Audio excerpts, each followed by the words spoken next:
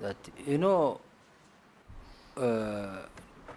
Wakili, I hope you know what you're getting into.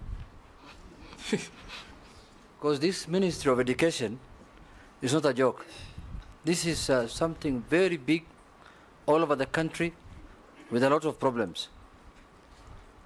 And as you are aware, there was a new curriculum that was introduced midway, sometimes back in the former regime when they were almost leaving. And that program has given children and parents a lot of problems. People don't know whether you are in primary school or secondary school or university. You just continue going to school until you find yourself in university. Because all classes, there's a mix-up. Parents don't understand it, children don't understand. So the question I wanted to ask you is, what do you think is the intention of the competency-based curriculum? What do you think it is supposed to achieve in your own view? If you have done research or if you have thought over it, as now the man who's to become the minister, if you are approved by the House. And from your own analysis, just tell us 3 major issues that bedeal the education sector and how you intend to handle them. The second one, before I conclude, there is this new funding model that has been brought of the universities. And it's supposed to, as it has been put, it's supposed to help the needy and everyone, and the people who are in need of fees and such kind of things. But as it is today, it looks like it's not working, and it has refused to work. And it has stopped the transition from secondary to university. Many families that are poor, who are depending on help and other models, are now suffering. Their children cannot go to school. What are your thoughts on that kind of modeling? Because as far as I am concerned, that model was borrowed from developed countries and fixed here when we have not achieved that level of model. Thank you, Mr. Speaker. Thank you, Honorable Junet.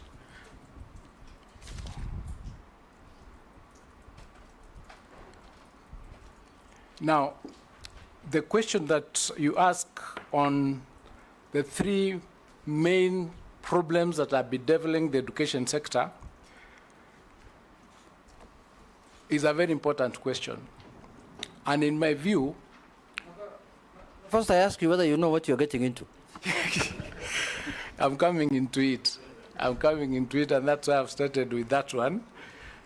Because when I thought about it, I realized that the main problem of the education sector is funding.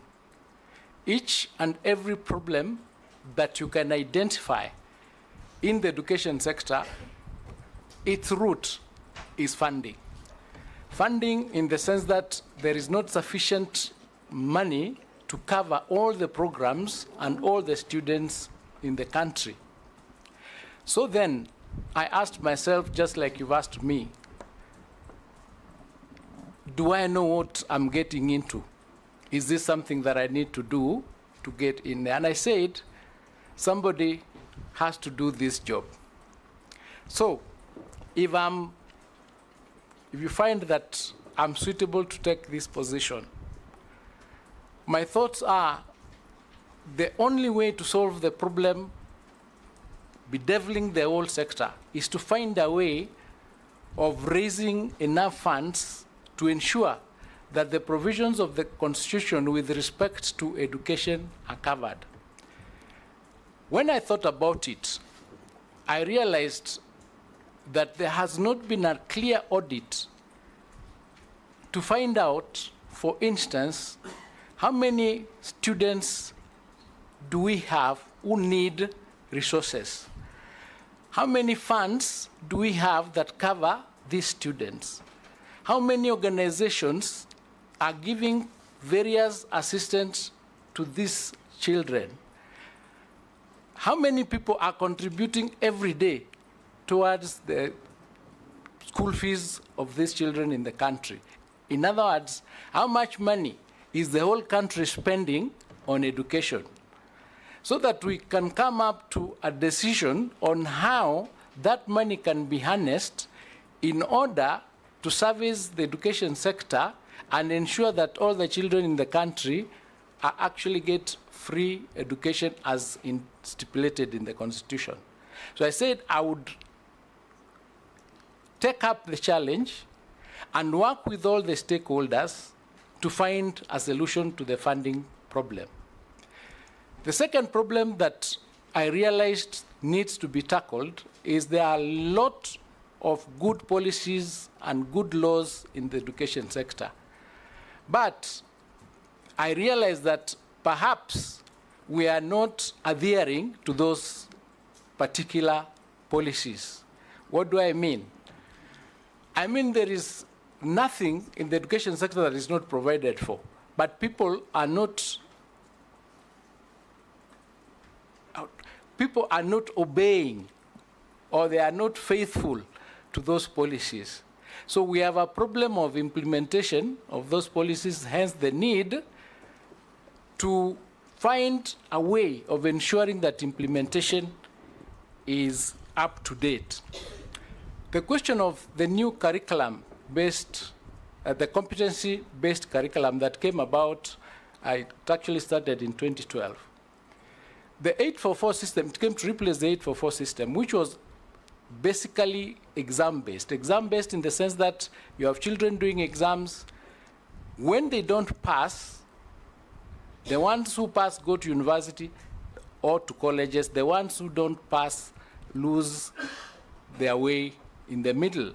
So it became necessary to come up with a competency-based curriculum that recognizes the competencies and the talents of the other children who may not be as good as in the exams.